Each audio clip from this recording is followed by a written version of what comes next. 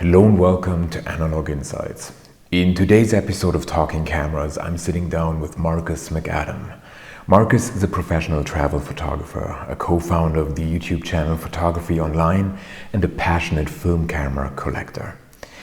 Marcus is based on the Isle of Skye and from there offers photography workshops, wilderness tours and holidays.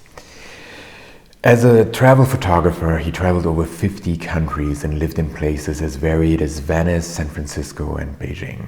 And he worked for major brands such as Microsoft, Panasonic and many, many more. Today we're sitting down to discuss his most cherished film cameras and get a better understanding what got him started with film photography in the first place. Let's dive in there. So good morning, Marcus, and thank you very much for taking the time. The audience already heard a brief introduction, but it would be great if you could quickly introduce yourself and share a bit how you got into this entire photography thing with the audience. Yeah, well, I mean, you pretty much summed it up very well as in your intro, but I'm based on the Isle of Skye, which is situated on the west coast of Scotland. And that in itself is a magnet for lots of landscape photographers.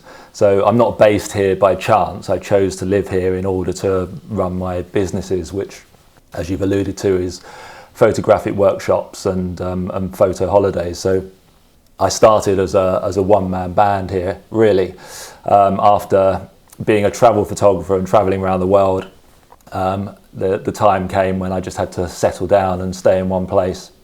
And so, having got the map out, I decided that the Isle of Skye would be a good place to do that.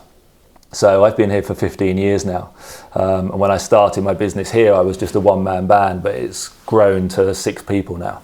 So I started off just doing one-to-one workshops with customers who wanted to come to the Isle of Skye and improve their photography. And now we go all over the world. So I'm kind of using my knowledge and experience that I accumulated whilst being a travel photographer. And I take people to some amazing places around the world. And we just basically ensure they have a good time with their cameras, and what better way to spend life, huh? Sounds fantastic, really. And looking at the topic at hand and your film camera collection, and we can also see it in the background, there's quite a lot of gear, and I forced you to make a choice, so to bring your top 5 picks. And my understanding is the first one that you brought also got you into photography. Could you shed some light on that? Yeah, so if I reach up here, so this camera here, Minolta X300, this is where it all started, really. My father was a graphic designer, and he was very arty. And I think, if I'm honest, I mean, he never admitted this, but I think if I'm honest, he was very disappointed that I wasn't arty at all in the fact that I couldn't draw and I couldn't paint in the way he could. He was amazing. He could just draw anything freehand and it would be perfect first time. I'm at the other end of the scale, unfortunately. But I think he probably thought, okay, if he can't paint and he can't draw, maybe I could get him a camera and he can take photos. And so I'd never shown any interest in photography whatsoever. And just out of the blue, on my 18th birthday, he bought me this camera, this very camera. It's, I didn't know anything about it at the time. Like I said, I hadn't got any interest in photography, but this is 1988. The internet didn't exist. And so for an 18-year-old who's just got a camera, there's not that much to do other than work out how to use it. And I'm one of those people that if I have something, I have to do it. It's all or nothing with me, which is why I've never played a musical instrument, because I know that it would consume my life. So I started reading books, magazines, and learning how to use this camera in a way that wasn't just turning it on and putting it in auto mode.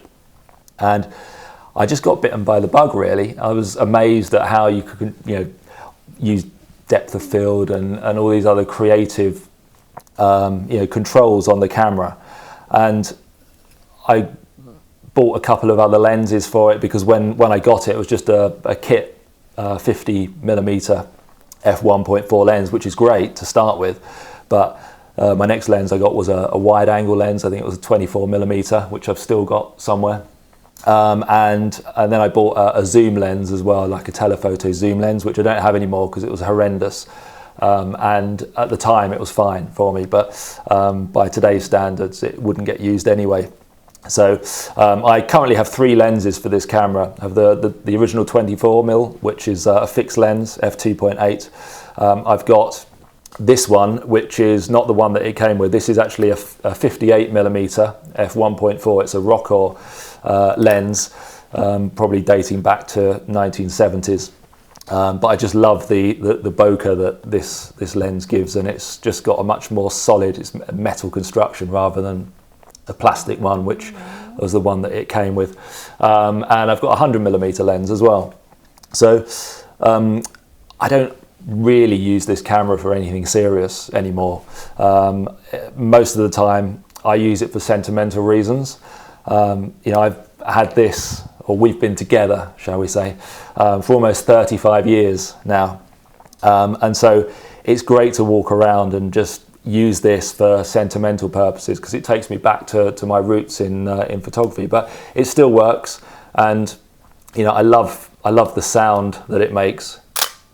It's just such a beautiful sound, that, and it's such a simple camera. You know, it's a 35mm film camera with no bells and whistles. It's no more complicated than that, but delivers great results. Obviously it's only as good as the lens that you put on it, but it's fantastic. But like I say, I very rarely use this now because I've got other cameras which do the job that I want to do much better. And this is quite in transition from probably one of the smallest cameras that you've brought to one of the largest that has ever been featured on this format. So you've mentioned you're a landscape photographer, and it makes sense to go for larger formats there. So obviously you cannot take this camera out of yeah, and just show it to us, but tell us a little bit more about the next one that you brought.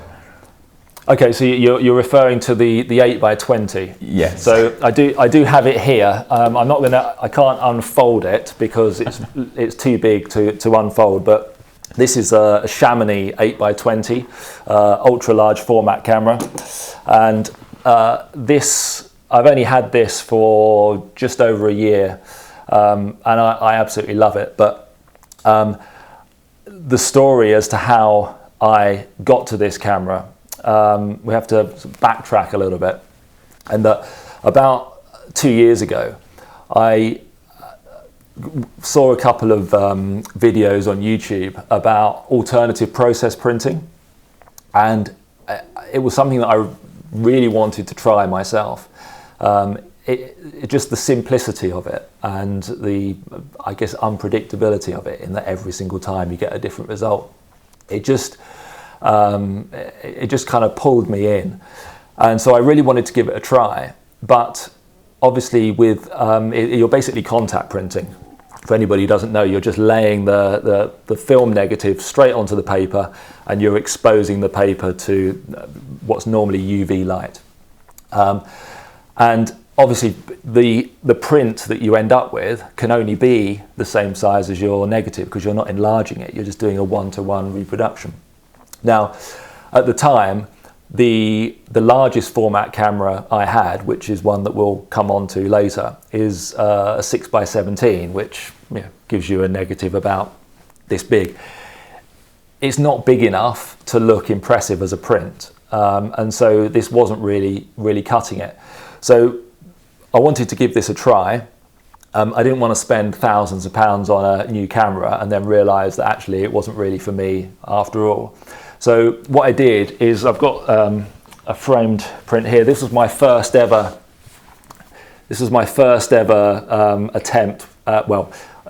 This wasn't the first ever one I did, obviously, because this one's pretty good. But this is my first project I did. This is a cyanotype print, nice, which has been toned with T. And what this is it's a contact print taken on 6x7 of my daughter just doing different expressions.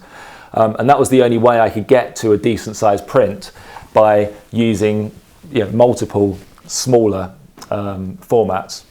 And so I tried the process just doing cyanotypes because it's cheap, there's very little investment involved, and I just loved the process. And then I went on to doing calotypes, which is pretty much the same process, but the chemicals are slightly more expensive. So you don't want to make too many mistakes because you're dealing with silver, which isn't cheap to buy. And I just thought I'm going to need a camera that's big enough so that I can make one-to-one calotype prints from negatives. Now I've since got an 8x10 camera, just an Intrepid camera, so not a lot of money there. You're looking at 500 UK pounds to get a brand new camera. Obviously the lenses are on top of that. So I played around with that for a while, but it wasn't really doing it for landscapes. And I will come on to one of my other cameras, which is a panoramic camera, later on, but I tend to see landscapes very naturally in a panoramic format. And so being restricted to 8x10, which is a very square format, it just wasn't, I wasn't feeling it. So I did some research as to what was available in large format in panoramic, and you're looking at 4x10, which isn't really big enough to do decent contact prints. There's other options like I think there's a 7x14, but I thought let's just go all the way. Let's go 8x20, and the reason I chose 8x20 is because it's the largest you can really go to, with being able to fit it into a backpack. If you go any larger than 8x20, which is possible, but you're getting to the point where you're really limiting yourself to shooting by the roadside, whereas this is still small enough to put into a backpack, albeit a big backpack, and I can hike up a mountain and I can shoot from a summit, and also paper sizes as well. Because this is 8x20, it means that you can put paper negatives in it. It's much cheaper than film, and you can buy sheets of 16x20, cut them straight down the middle, and they fit perfectly. So there was a number of reasons why I chose this format. But yeah, I mean, this is the first and only time I'll ever probably do ultra large format, because it's very unforgiving. It's very expensive, obviously, for the film. But I love using this. It's beautiful to use. I mean, the engineering of this is stunning. And when I'm out in the field, it's just a joy to use. I mean, you can appreciate that a lot of photography is in the process of taking photos and the enjoyment of it. If I didn't enjoy it, I wouldn't do it. So it's important that I enjoy taking photos, and I just love using this camera. It really slows me down. The use of setting it up is so slow and methodic. It's almost like meditation. You know, when you're out, obviously you're always going to be in a beautiful environment, otherwise you wouldn't be setting the camera up. So it's just a great way to spend time using this camera. Now, the film holders, let me just show you this. That there is the film holder. So you can see that it's quite large. Now I only have 2 of these, so when I go out I'm limited to 4 shots, because obviously you've got film on both sides. So I can never take more than 4 shots on a single outing without having to return either home or to a vehicle to load more film in a dark tent. But this is good because the film is incredibly expensive. So for a box, I mean, only Ilford make film for it. And thankfully, I don't know if you're aware of their ULF program, which they run every year. I mean, they deserve a medal for doing that, because they keep so many cameras like this functional. I mean, there's so many different formats that they make in that ULF run, and they only do it once a year. And you have to put your order in normally about July time, and the manufacture is, I think, August, September, And then if you're lucky, you might get whatever you've ordered by October. And if you miss that order time, which is in July, you have to wait another 12 months before you can get film. So I budget for 2 boxes every year. And depending on, I mean, they only do 3 different film stocks in the ULF program. So they do Delta 100, HP5 and FP4. So I normally go for Delta 100 or FP4, and the price varies a little bit, but only by a few percent. But you're basically looking at £380 for a box of film, and that gives you 25 sheets of film. So I budget for 2 boxes a year, which gives me 50 shots. So, doing a quick calculation, it's about 1 shot a week that I can do on this camera. But of course, when I go out, I normally take either 2, 3 or 4 shots, and so it might be maybe just once a month that I actually venture out with this camera, because you have to put so much effort and kind of dedication into it that you don't want to do it unless the conditions are perfect and that you know you're going to get something. And also because of the price, if you shoot 4 frames on this, it's going to cost you about £100 by the time you've developed the sheets and everything. So you don't want to look out the window and go, well, the conditions aren't quite perfect today, they're okay, but I'll go out anyway, because it's just a complete waste of money. So you want to wait until it's absolutely perfect, and those chances don't come around very often anyway. So it's no problem to limit yourself to 50 shots a year. Yeah. This is so fascinating, really, really interesting. And yeah, everyone's complaining about film prices going up, but this is really on a different level. It's on a different level. But there's the person who kind of sparked my interest in this kind of format is a guy called Matt Marash. I don't know if you know of him. He's a US-based photographer who specialises in large and ultra-large format, and he, rather than describe it as a box of film, he describes it as 25 chances of greatness, which kind of helps to justify the cost. Yeah.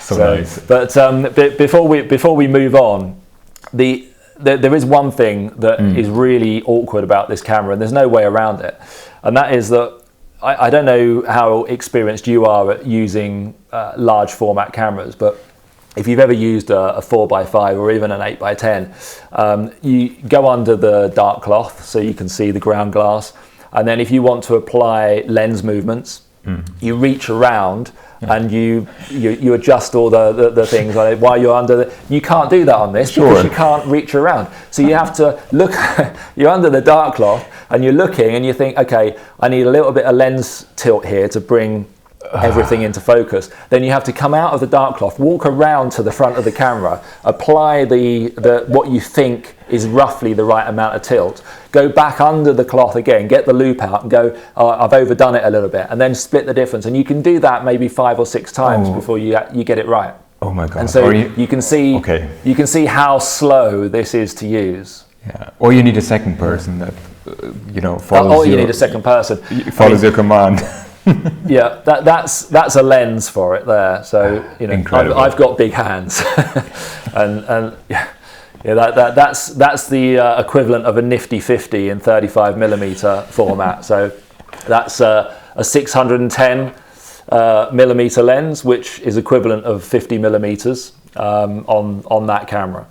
Incredible. So yeah, it's a beautiful thing to use, and obviously when I'm out in the field with it, it attracts a lot of attention.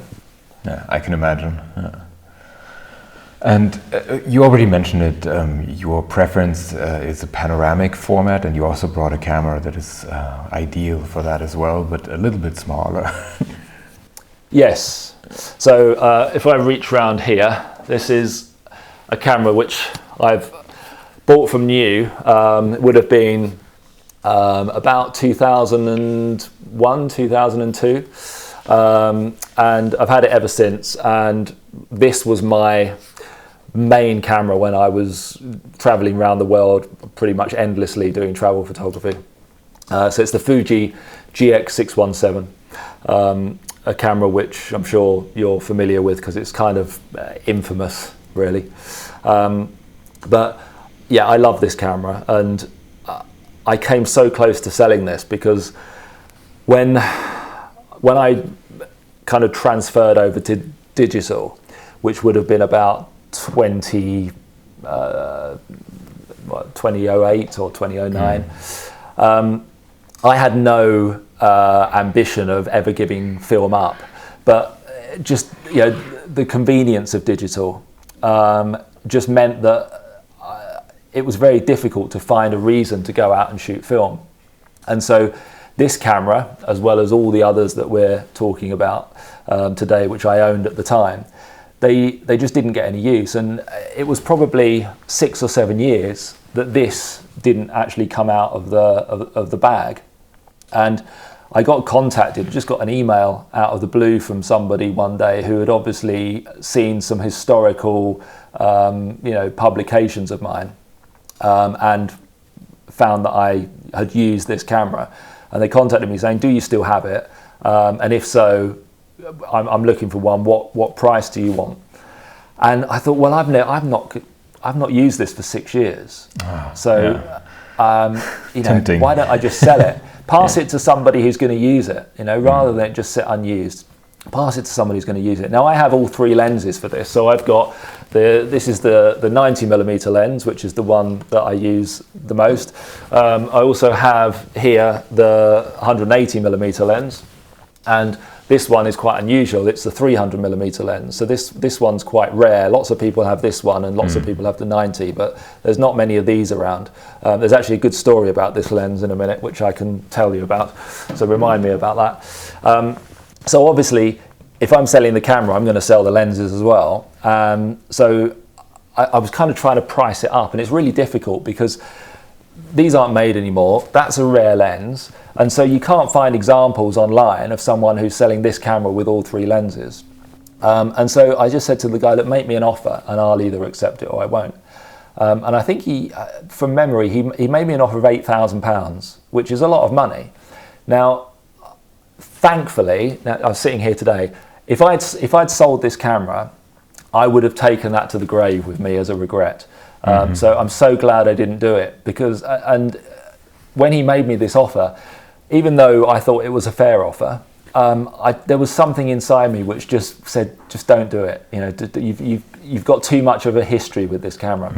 And so I just turned it down, and I just said, look, it's not for sale. I'm going to keep it.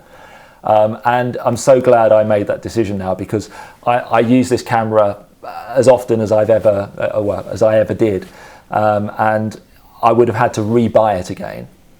But of course, the one that I would have rebought wouldn't have been a new one; it would have been used. I don't know the history of it. Whereas this one, I've owned everything from new. I know that it's been looked after, and of course, you've got that connection of this has been round the world with me many, many times. And we've got stories to tell.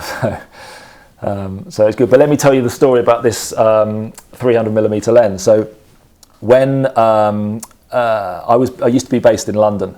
This is probably 2003, 2004.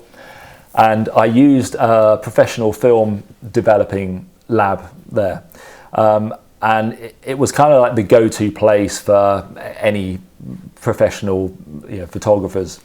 And someone from Fujifilm had gone in there, and one of the photos that I'd taken on this camera, which had been developed by this company, was showcased on the wall.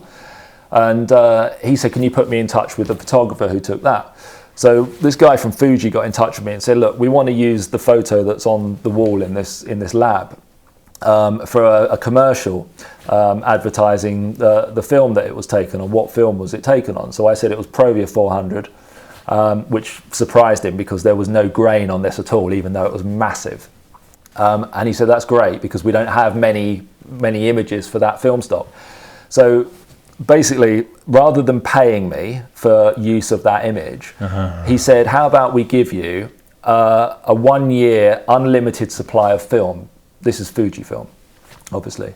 So I was trying to do a calculation in my head, thinking, okay, how much do I normally spend on film? And I was thinking, yeah, that's pretty good actually. So I took it. So I said, right, okay. And every time that I think they started off sending me 100 rolls of film of, you know, Velvia, Provia, Astia, whatever I wanted. And then when I ran out, I just said, look, send me another 100 rolls, and that just carried on for 12 months. 12 months rolls around, and the guy gets in contact with me again, says, listen, can we extend the deal? We want to use the picture again. It's a great picture, it's working really well for us. So if we give you another year's worth of film, can we use the picture again? And jokingly, well, I thought I'd made it obvious that it was a joke, but jokingly I said to him, yeah, a year's worth of film and a 300mm lens for the camera. So he kind of laughed it off, and anyway, about 2 weeks later, this box arrives, just in the post, and I open it, and inside is a box with this lens in it, brand new. And so I said to the guy, I said, I was only joking. And he said, oh, I thought you were serious. And I said, well, I am now.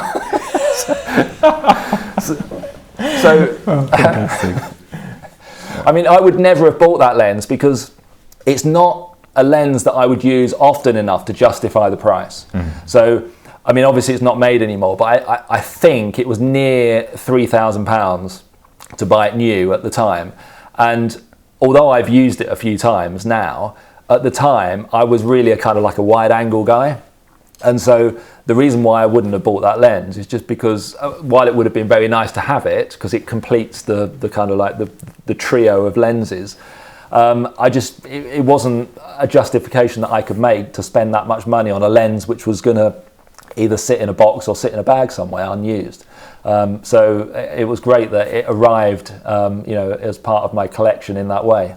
All right, so that's really interesting, and it sounds like a very different Fuji back then from what we have today in terms of a film company.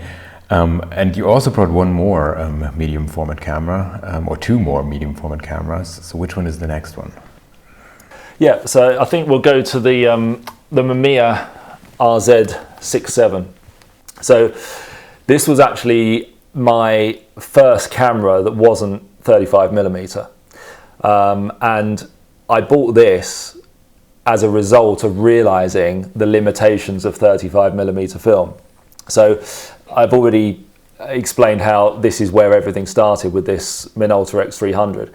After this, I had several other 35mm cameras, and I was going out taking photos, and some of them were by this point getting quite good. At least I thought so. And the first thing you do when you get a good photo is think, well, I'm going to print it. And I remember taking this photo of the skyline in Hong Kong at dusk, and it was taken on transparency film, and looking through the loop on a light box, it was fantastic.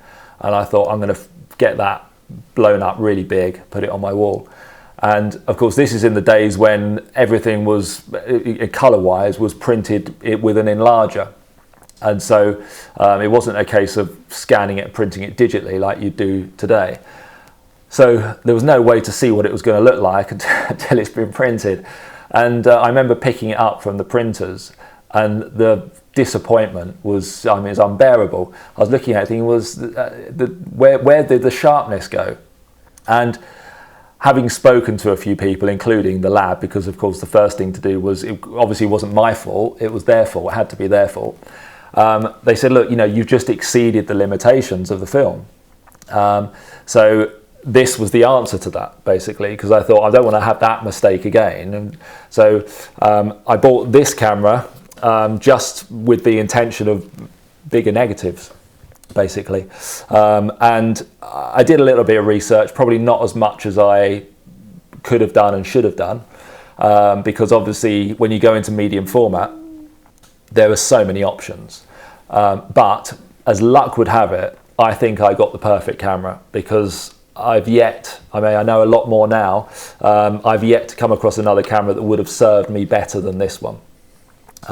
What I love about it is I was actually showing my colleague this the other day because she has an interest in shooting film, and I'm trying to kind of ignite that spark to get her going, because I know that once she gets going, then she'll get bitten by the bug. And she's got a couple of film cameras, a 35mm one and a 645, but they're rangefinders, and she finds it fiddly to focus and everything. I said, look, use this camera and see how you get on. And so she was looking at it, and she was saying, look, it's a bit big and it's a bit heavy, and I don't know, how do you hold it, and it's all awkward and everything. I said, you'll get used to it, and the fact that everything's back to front and you go the wrong way until you get used to it. And she was saying, yeah, but how do you do this? And I was going, well, I was showing her all the things. So when you look at this camera, it looks incredibly basic, but there's so many features and functions on it that are hidden. And she was saying, oh, it's a shame it doesn't do this. I was going, no, it does. And then I was showing her how to do it. And she said, oh, it's a pity it doesn't do this. I go, no, it does. There's nothing that this camera can't do. Basically, it's fully modular. If you want to put a viewfinder on it, a eye-level viewfinder, you can. I prefer the waist-level viewfinder. I mean, let's all stop and just marvel over the sound, shall we? If you heard that anywhere, you just know what camera it is, don't you? There's no other camera that sounds like that. So I have 4 lenses for this. I have this is the 110 f2.8, which is the standard one that most people have. It's a beautiful lens. I use it mostly for portraits. I then have a 50mm f4.5, which I used for landscapes. I also have a 75mm shift lens, which is I have it here actually. That's a beast. Yeah, that's a beast of a lens there. When this is heavy, and when this is on this camera, it becomes really quite difficult to hold. But you wouldn't really hand hold a shift lens anyway, because you'd be using it for perspective control, so you'd be using it on a tripod. But yeah, this is a beautiful lens.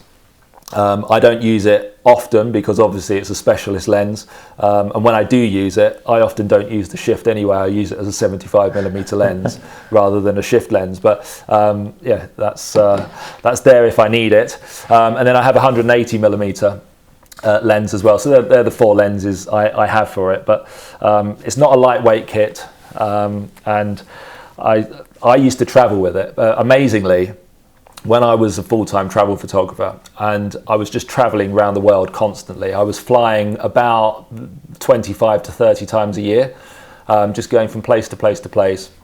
And I was traveling with the Mamiya RZ with 3 lenses and the Fuji GX617 with 2 lenses. And I thought nothing of it, and that was too big to carry on as hand luggage, and too heavy as well, so it always had to get checked in, and I never saw any danger with that whatsoever. I never lost it, nothing ever got damaged. Oh my God. It was remarkable, really. I know. I mean, today there's no way that I would ever check that camera in case I never saw it again. But at the time I didn't think anything of it. I just made sure it was well packed. So I had all the cameras in the biggest low pro camera bag, but I packed them really tightly with clothes as well. So, I had my underpants down the side of the lenses and my socks jammed into any little space, so that if you dropped the bag, it would be fine, nothing would get broken. So I wasn't really bothered about damage, but I never really considered the fact that it could get lost. And of course now I run these photo holidays all over the world, and touch wood, I've never had a problem with my luggage going missing, but my customers, they always have problems with their luggage going missing. And it's only in the last 5-10 years that I've actually realized what a risk I was taking back then, just handing my entire camera equipment over to the airlines and hoping that it would just pop out of the other end without a problem, but it always did. So yeah, it was really quite amazing. Incredible, especially as a professional, right? If you are dependent on the kit on site, it's very different from just being a tourist and you would like to photograph something. Yeah, absolutely. But the other thing I love about this camera, and I think it's something which a lot of people oversee, is because it's called the RZ67, most people think of it as a 6x7 camera, which of course it is, but you can get a 6x6 back and you can get a 6x4 4.5 back as well. So it's really kind of 3 formats in one, this camera. Now I don't have a 6.45 back because I just don't really have a need for it on this camera, but I have a 6x6 back, and it's the only square format camera that I own until the one that we're going to talk about next. But of course, you know, you're just increasing the economy because you're getting 2 more shots per roll on 6x6 than you are 6x7. But a lot of people just think of that as a 6x7 camera, and it's so much more than that. So I love this, and I've had this since new. I bought this new in probably 1997, something like that. Ooh, interesting. And yeah, I will never sell this because, again, it's been on my travels. We've had some trials and tribulations and lots of stories that we can tell, and it's never gone wrong. Yeah. The only thing I don't like about this camera, and I've got criticisms about all my cameras, but there's only one on this, and that is that when you put it in a bag and you stuff clothes around it, if anything lightly presses on the shutter button, it runs the battery down. And then, of course, you go to use it, and it doesn't work without a battery. Well, it does, but only at the fastest exposure time, which is normally useless because it's 400th of a second. So there's very few situations where you could shoot at 400th of a second, with a hand holding a camera.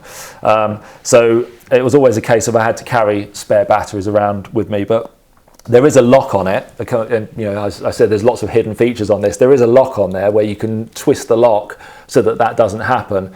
But of course, you never remember to do that when you're packing it in your bag. So, that's the only thing that's ever caught me out with this camera. Other than that, it's worked perfectly, and the image quality, the lenses, everything is just absolutely top class, as I'm sure you're well aware. Yeah, I can only second that. It's also one of my favorite medium format cameras that I have here. Love it, especially with the 110mm lens. It's fantastic. Yeah. You already did the segue, so there's one more camera that we want to talk about that's also 6x6. Correct, and this is actually tied to yourself, so you can take the blame for this one. But I think it was probably about 8 or 9 months ago you did a feature on the original Mamiya 6 camera. So I have my copy here. Nice. Now I was unaware that this camera existed until I saw it appear on your channel, and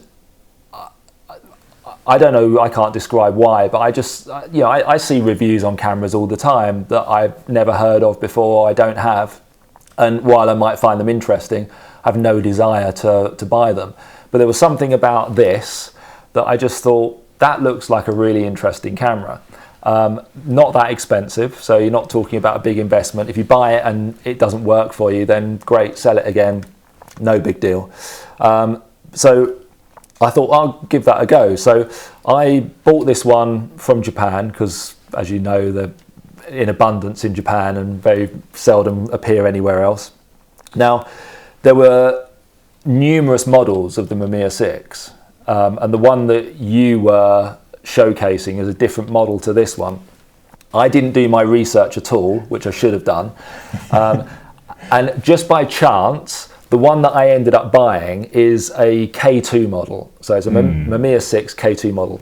Now I was unaware of this, but the K2 model shoots 2 formats. Yes. So most Mamiya 6s are 6x6, but this one does 6x6 and also 6x4.5. So if you open up the back, you get these little blinds here that fold out, and then obviously you have to shoot the whole film in the same format. You can't swap and change. Once the film's loaded, it's loaded. But I just love the way that you pull these little blinds in, close the camera, and then you adjust the viewfinder and adjust the counter on the back. So you see you've got 2 windows, one for 6x6 and one for 6.45. And off you go. It reminded me, because I used to have a Hasselblad X-Pan, which I sold just because I had no connection to it and didn't use it, so I just thought sell it. And when I saw this, it reminded me of the X-Pan, the way that the blinds come in. So I just thought this is like the original, the original X-Pan. But so just purely by luck, I managed to get a model which surprised me even more. And the quality of this, considering it's from the 1960s, I think this is 1967. Is fantastic. It's stylish, the way it opens and everything. It looks the part. This one's in really good nick. I've put a digital light meter on the top, just in case I need it, because it saves having to carry an external light meter around. The purpose of this camera for me is that it will go in a pocket, so you can walk around and put this in your pocket. So if I'm carrying a light meter around with me as well, it's kind of defeating the object of walking around. So this kind of works really well. I mean, a lot of the time I can just eyeball the exposure anyway, but there's sometimes where you think, I'm not quite sure. So this just gives me a bit of peace of mind that I'm getting the right exposure. But I love this camera. I love the way that it focuses by moving the film plane rather than the lens. That's fantastic. Now, this one has obviously the original bellows on it, and when I got it, I shone a torch through and I could see about 70 million pinholes. So I fixed most of them with some liquid kind of plastic, but there's still a couple around, and I sent you a photo which was taken on this, a portrait which I took, where you can see the light leaks. And I could fix those, but when I look at those photos, I think actually I quite like those light leaks, because they give it a character. It makes it look vintage. This is a vintage camera, so why not let the images look vintage? Because if I wanted them to look crystal clean and sharp, then I just shoot them on a more modern camera. The beauty of this is to get vintage feel in the images. So if there's light leaks, as long as they're not to the extent where they're ruining the photo, I think they can add to it anyway. So I'll probably leave those as they are, and if they get worse, then I can always fix them in the future. But no, thanks for putting me onto this camera, because this is my most recent addition. I've only had this for about 6 months, and I love using it. So it was a really good find, and like I say, not that expensive. I can't remember what I paid for this, but I think it was £160 or something. Yeah, and sounds it's about right. Fantastic. Yeah. It's about a fantastic condition, and apart from the light leaks, everything is fully functional on it. There's no scrapes, dents, or anything. So I'm sure that over time this will go up in value, and it will be an investment. Yeah, and I'm so happy to hear that you like such a camera, because obviously, my perspective is coming from somebody who got into photography during that digital age and then slowly transitioned to film, and you are, for me, like an original film photographer, and that you can also appreciate that, and also the way you described it. Okay, if I wanted it to be perfect, you would probably just take the RZ67 and go for that, but here you have that certain feel. And also, as I've mentioned in the review back then, I also feel like the lens creates that kind of large format feel, because it's so, the depth of field and everything is just so nice. Yeah, and congrats that you get so lucky with the 2 format version. This is pretty cool. I know, I mean, I've even got the, hang on, I'll get it down from up here. It even came with the original box. Ooh, beautiful. This is fantastic. And the case as well. So I don't keep it in these, obviously, but it's just nice to have that, because it's, if I ever sell it again. I mean, look at that box. It's beautiful. It's really a collector piece. It's really beautiful. Absolutely, yeah, absolutely. And I'm not one for camera straps or cases. I don't have straps on any of my cameras, and I don't have cases on them just because I just find that they get in the way. But it's just nice to have stuff like that, with the camera. So true. Yeah. And looking at yourself and moving away a little bit from your collection, I would be interested in you as a travel photographer and how you look at all that gear and that photography in your day-to-day? How do you approach photography? Can you separate these things, and with the channel, with your job, with the background as a really professional photographer? Okay, so I don't really describe myself as a travel photographer anymore, just because I don't get time to do it. I don't travel. So how can you be a travel photographer? The only time I travel is when I'm leading my own photography. Well, I label them as photography holidays, because some people refer to them as workshops. But for me, a workshop is somewhere where you go to learn, and there's a structured itinerary as to, right, this is what we're going to cover. And while I run workshops like that here on the Isle of Skye, when I go overseas, I label them as holidays, because there's no structured learning. All I care about is that I get people in the right place at the right time so that they can take great photos. And if they need help in doing that, then they just put their hand up and say, Marcus, or whoever, it's not always me, obviously, because I've got my team with me, can you show me what I'm doing wrong here, or am I doing this right? And then we're always on hand to give them help. But so lots of people, a lot of my customers who do these things, they prefer to go off on their own. They don't want someone standing over their shoulder, being telling them that they're doing it wrong, or there's a better way of doing it, because they're happy in the way that they do things anyway. So the only time I'm traveling is when I'm on these trips, and of course then I'm working. Whereas what I used to do is I used to continuously travel around the world, and I used to take photos which I thought were saleable, and then I would market them. I would write magazine articles, and that's how I made a living. So I never worked on commission, because for me it was about the enjoyment. So if I'm not photographing what I want to photograph, then I'm probably not going to enjoy it, which is why I don't do weddings, because I don't want to photograph a wedding. I wouldn't enjoy it, and that would make me wake up in the morning and not want to pick up a camera. And if that day ever comes, then it will be a sad day.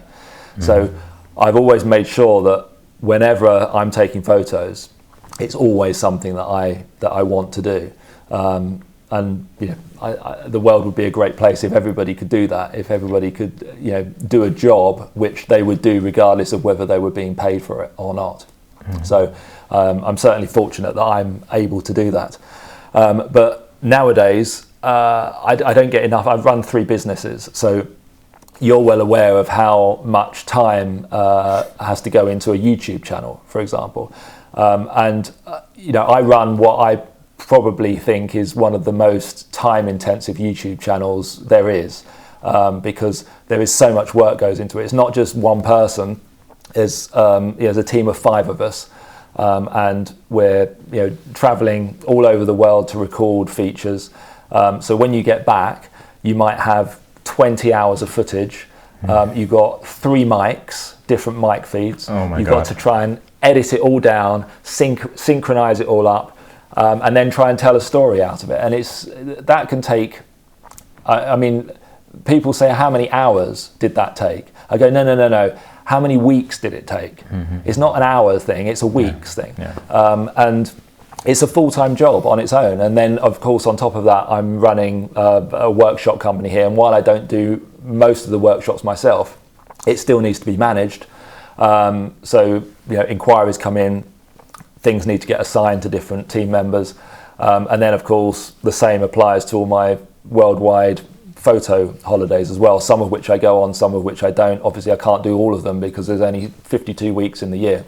So I don't get anywhere near as much time as I would like just to go out and take my own photos, which is why it's not a problem to limit myself to 50 shots on this baby here, because I just don't get the time anyway. But unless someone can invent the 10-day week or the 80-week year, that's never going to change. But I'm just fortunate that I'm doing a job which incorporates using cameras and being involved with photography. So I'm incredibly fortunate that I've managed to do that. Yeah. And I have one final question that I always ask. Well, basically 2. One is, would you consider yourself a collector? And Is there some kind of holy grail camera that you aspire to for your collection? Well, okay, so to answer the first question, I think you're the first person who's ever described me as a collector. And when you did that, there was something inside me that went, no, that's wrong. But and the reason why I say that's wrong is because I don't buy cameras to collect them, I buy them to use them. And so every single camera that we've spoken about, I have bought for a specific purpose. And I've never bought a camera that just sits on a shelf and does nothing. They all serve a purpose. But I think it gets to the point where you cross a threshold, and once you own more than a certain number of cameras, you automatically, by default, become a collector. And I don't know, I mean, what would you say that number is? Because I've probably got about 12 cameras. So I think I'm probably well over the threshold. So maybe it's 4 or 5. Once you've got more than 5 or 6 cameras, then automatically you're a collector, whether you like it or not, maybe. And is there a holy grail kind of related to that? And it also sounds like you already owned a lot of holy grail cameras in the past, like the Hasselblad X-Band that you mentioned and so on, where other people would say, wow, fantastic. So I'm curious to see your perspective on that and I've just realized as well that I said I used to own a Hasselblad X-Band, and there's one right over the top of my head. So there's one sitting up here on a shelf there. That's not actually mine. So okay. Just in case anyone's thinking, hang on a minute, I can see one behind you. I'm basically recording a feature for my YouTube channel, Photography Online, about an affordable X-Pan, because X-Pans have become so expensive that they've almost priced themselves out of 99% of people's budgets. And I'm doing a feature about how you can get the same results on 35mm film to an X-Pan, but a fraction of the cost. But in order to record the feature, I needed to have an X-Pan. So I basically borrowed that one for a couple of weeks while I filmed the feature. Nice. And then I'll be sending it back again. So just in case anyone thought I was, I had 2 of them or I was lying. That's not actually mine. But to get back to the question, the only camera that I find myself looking at on eBay fairly regularly is Mamiya Super 23. Are you aware of this camera? Yeah.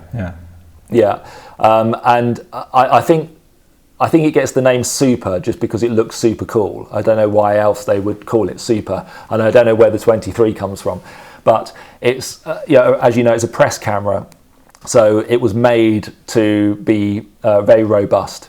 And so there's plenty of them around. Most of them are in Japan, but you can get many of them that are still in perfect working order. But I just love the whole modularity of everything. The way that it's got, I don't know, probably 9 or 10 lenses in it, different film backs, so you can shoot different, and it's got the movements on the back and everything. But would I use it? I mean, I would certainly record a feature about it for the YouTube channel because it's such a cool looking camera. But would I use it in any other sense? Probably not. But it would look really cool sitting on the shelf. So that's why that's the main reason why I would buy it. Of course, I would use it, but and then I would definitely I couldn't deny that I was a collector if I had that camera. But that's the only camera that I tend to look at. I'm not. I think if I was a proper collector, I would have at least one Hasselblad or one Leica in my collection, and I don't, because that X-Pan is not mine. So I just don't. I don't really. 35mm doesn't interest me because I'm so used to shooting, negatives this big or this big, that when you go this big, I just kind of see it as, what's the point? And I know there is a point, and I'm not saying there isn't a point. I know there is a point, but for me, it's just it doesn't do it. So I'd rather stick with the big stuff. I've just got one here actually. I was going to show you this earlier. That's a calotype print from the 8x20 camera. Incredible. So that's a life-size 1-to-1 reproduction, and I just love the way that I've probably done this print maybe 10 times, and every single one is different. So you can never repeat the same process twice just because there's so many variables involved. But yeah, it's a beautiful camera, and I love using all of them. And yeah, it was a pleasure to sit here and talk about them with you today. Yeah, and going full circle, at least to me, these prints look quite arty. So what your father started with that Minolta turned into something incredible. Yeah, absolutely. And there's a few people that have seen these prints and they've said, that's not photography, that's art. Exactly. And when they say that kind of justifies me spending the money on that camera and all the effort that goes into it, because I think that I've got, I don't want to be patronizing here or condescending to other photographers, but I've got beyond my pretty landscapes with a nice sunset, and I want to be a little bit more arty now. And this is the tool that allows me to do that. I can't replicate the results I get on this. I mean, looking at this picture here again, for example, this here was taken with a 450mm lens, and I'm probably, in distance wise, I'm probably about 12 meters from the tractor. Now that lens is equivalent of a 35mm lens on a 35mm camera. So if you took this picture on a 35mm camera, there's no way that you can get focus on the tractor and get the background out of focus. But because I'm using a 450mm lens, that I can do that very easily, and that's what I've done here. I don't know how obvious that is, but the background's very soft. Yeah. And what that does is it allows the tractor as the subject to stand out from the rest of the image. You just wouldn't be able to do that on a smaller format. Even medium format, you couldn't do that. And so using these massive formats, it gives you so much more creative, or creativity when it comes to using depth of field. Of course, there's the other side of it, where if you want to maximize your depth of field, then 35mm is going to win every single day over something that big. But because you've got the lens movements and everything, you can use those to your advantage. So it's pretty much the best of both worlds. But that's why I love using that camera. You just can't replicate the results that you get from it. Yeah. So thank you so much. This was really, really interesting, and I really enjoyed our conversation. And I hope to talk to you soon, and wish you a wonderful Sunday, rest of your Sunday. And let's stay in touch. Thank you very much. It's been a pleasure.